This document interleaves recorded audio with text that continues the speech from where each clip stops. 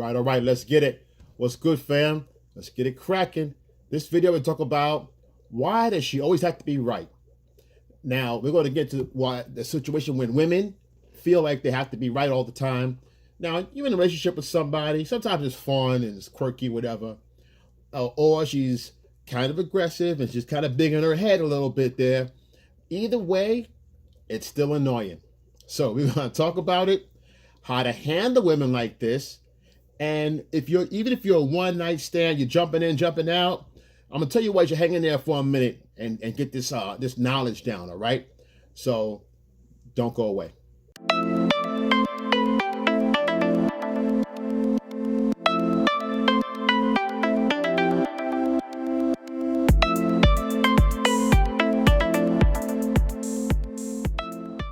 So like I said, now we're back. Now, if you're new to the channel, like, subscribe, comment below, guys. We're going to get into some more detail about this situation, why women feel like they have to be right all the time. Now, I get the fact that, we all can learn from each other. I get the fact that, so everybody's not always right. Come on, she's always right? See, there's a reason behind that. Oftentimes, when women feel like, oh, they have to be right all the time, it's not about you. This is how they always been, right? Either some trauma from the childhood, either some other kind of backstory to her emotion that she feels this way. However, either way, we gotta nip it in the bud, and I'm gonna tell you how to do that real quick. So let's talk about her ego. Her ego is one of the number one reasons why she's gonna want to feed the need to be right all the time. Okay, now I understand that whatever's going on with her, as far as her ego, we all have egos. We all want to protect our egos to some degree, right? That's our number one resource. It's how we do it. It's how we do it. That's the whole key. But for someone that's going to outright try to be right all the time, it speaks to something else that's going on inside of her, right? Because her need to be right stems from something else, which a lot of times women can't, when they don't feel like they can be, their egos, they're not right all the time. They feel like they're being challenged or they're not being seen as significant. Okay, this causes anxiety, lack of control, and lack of self-worth. This leads back to insignificant. So oftentimes a woman will fight to be right, even though she knows it's wrong. But again, society has put this plausible deniability in the woman's lap so they can use it whenever they want to. They got all these slogans out there. Woman's got a right to change her mind. Oh, she's not confused. She's a woman. She's complex. Blah blah blah blah. So all these little reservoir, these reinforcements that perpetuates this behavior. Okay, if she's wrong, she's wrong. It doesn't make it right because you want it to be. Got it? Which leads her to blaming. Something doesn't work out in her way or in her favor, or she's wrong about something. It's someone else's fault. It's not her fault. It's all narcissism. It's narcissistic in nature, but still, nevertheless, she starts to play the blame game, Oh, well, if you didn't throw me off, I know today was Tuesday. If you throw me off, you confuse me, talking all this stuff, you confuse me. See, it's someone's fault. Oh, my boss had me. Yeah, I went to school, I went to work, and then they, this and that. So I would have did it before, but, they messed me up. They threw me off, Blame game. So that's a good run to when things go awry. So it's not their fault. They shift the blame on someone else. I think the society we're living in now, these new kids coming up, a lot of blame game going on. A lot of crying over spilt milk. If you guys are in your 18, 19, 20s, just crying over spilt milk, ain't going to get it done. Ain't going to fulfill anything. It's just spilled milk. Lap it up and move on. Or go without. Either way, you got to move on. Stop crying over spilt milk. The blame game, you want to find the real problem with the blame game, always ends in the mirror. Bottom line. Next one. This goes to controlling. She wants to be right. If she's not right, then she starts to penalize. Got it? Like, this is what I'm saying. If it starts happening more often than not, in the beginning of relationships, it sets a narrative. So if you go along with things, I'm laid back guy, it's good to be laid back. But stand up for yourself. Don't sit there and let things just go, because If you nip it in the butt right away, it becomes what it is with you two. This is how we get down. So you can't change the narrative in the middle of the ninth inning. You understand? You can't change the game because the game's been about to play. The game's over already. So she already set the narrative. Don't let her do that because she knows that she's wrong and you don't correct her and let her go on about this. Then when you start to correct her, like I said, she's going to feel like, hey, well, you know, now you want to argue. See, the blame's going to be on you. We go back to the blame game. You see why? It goes back to anxiety, which goes back to significance, which go back to ego. You understand? So that works. It's a rolling situation. It's a snowball effect, right? So you got to nip it in the bud. I'm going to tell you how. So next one, threaten divorce, threaten holding back on sex, not feeling it anymore, just part of the control factor. It's all controls, part of her ego. You asking and needing and doing the right thing. Even if you don't ask for it, the fact you behave like a good boy to get what you want from her gives her all the control. It fulfills and fuels her ego. Okay? So why? Because you make her feel desired. Okay? She controls your happiness. So if she knows that, the game is on. She can play this game all day long. You understand? She's gonna be right. She's gonna be this. You can say, hey, you're driving or your guy's going to a shopping or whatever, and you're telling her, listen, why don't you make a left here, whatever, turn at the light, whatever. Instead of her going left, she goes right, right? And it's the wrong way, but she does it because she can. She does it because she can. She knows that. What are you gonna do? You know what's at stake here. She's holding the goodies. The fact that you let it go on for so long, she's so overly confident. She's confident that you're not going to give her any kickback or resist. This gives her a false sense of security. When you behave this way, guys, when you fulfill her ego and she's always right.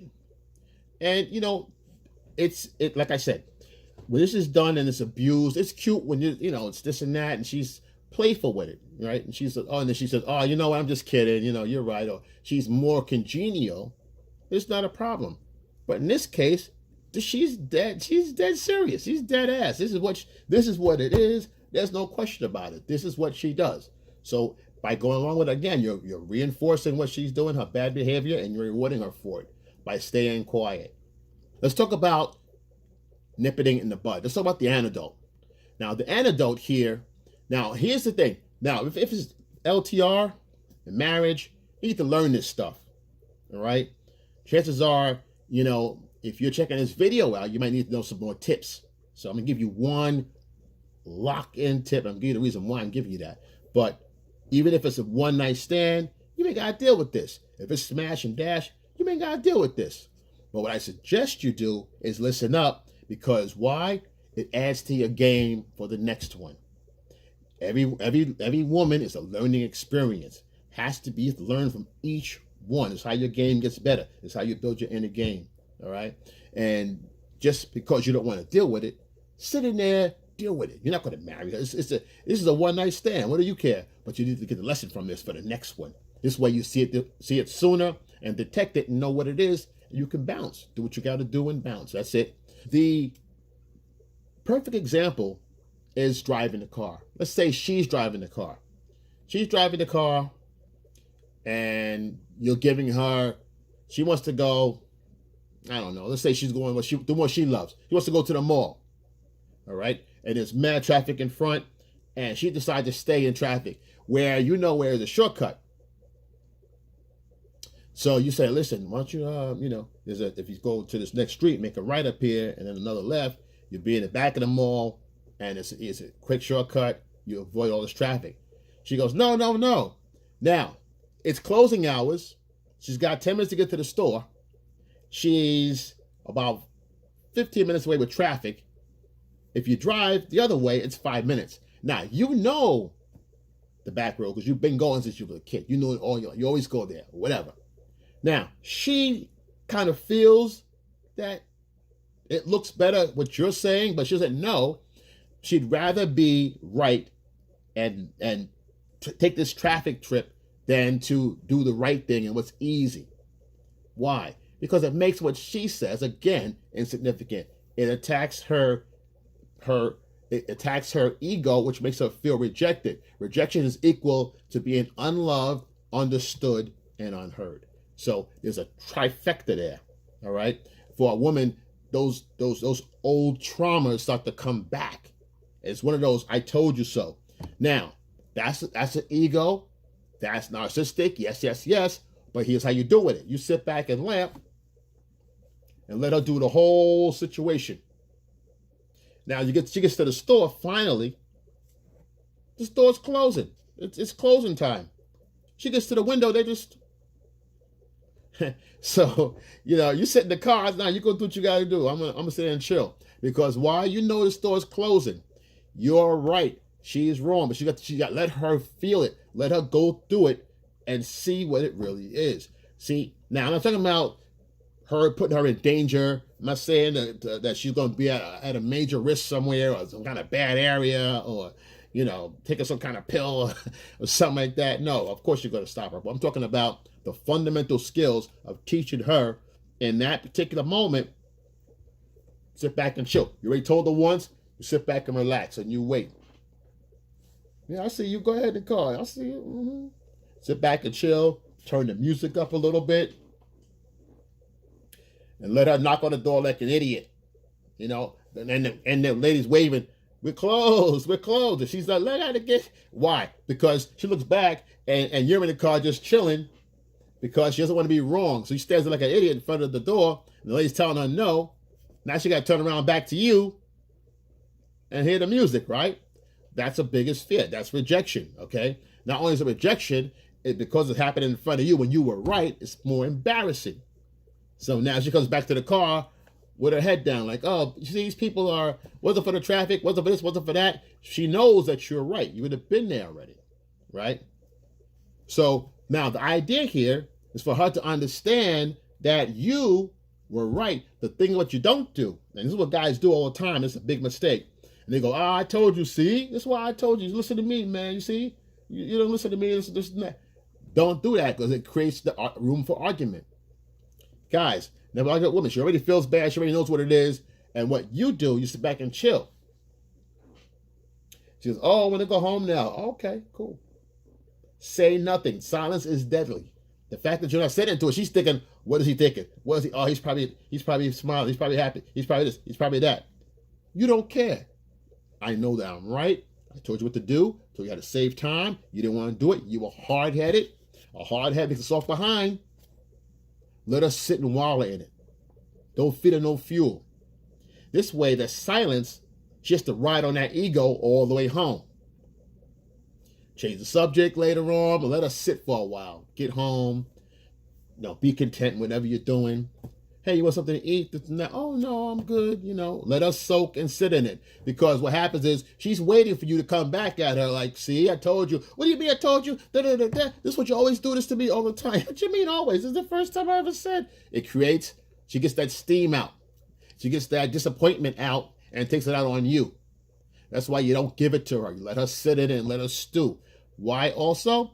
As a man, it's mental maturity. This is emotional maturity. It shows that you're emotionally mature as a man and you're sitting in your masculine and letting her just bake.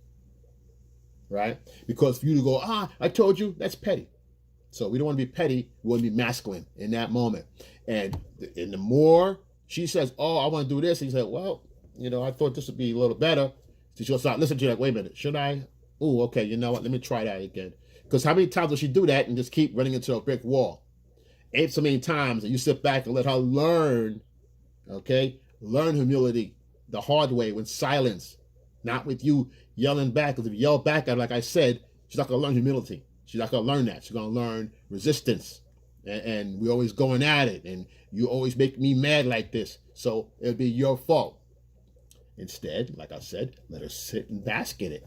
And sit in your masculinity and know. And this is how you train her the right way. Well, if you ask me, I was going to do this and that. I think this way would have been better. How about doing this? You thought about this, that. Little by little, breadcrumbs.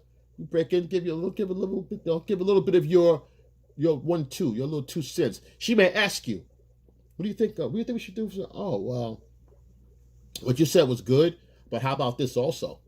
And that's how you add that up. You conjunction, you bring it in. What you said was good, but how about this also as well? And you put what you want to put out there. Then for her, it makes sense. That's how she processes it. Oh, okay. Yeah, that's a good idea. Why? Because she's helping. Even in a bad decision, it's bad. You take it, turn it around, and you fix it and you send it out there. So that's masculine. That's how a masculine man would handle a situation like that. All right. And that's how you learn. That's why just because it's one night stand or it's this or it's that, what do you care? You're there to get the knowledge. You're there to get that game. Right. So when you get the right one, you're ready. You're more than ready. But you had experience how to handle situations. Right. So listen, guys, like, subscribe, comment below. And when you hear your family, I got you. Excel. And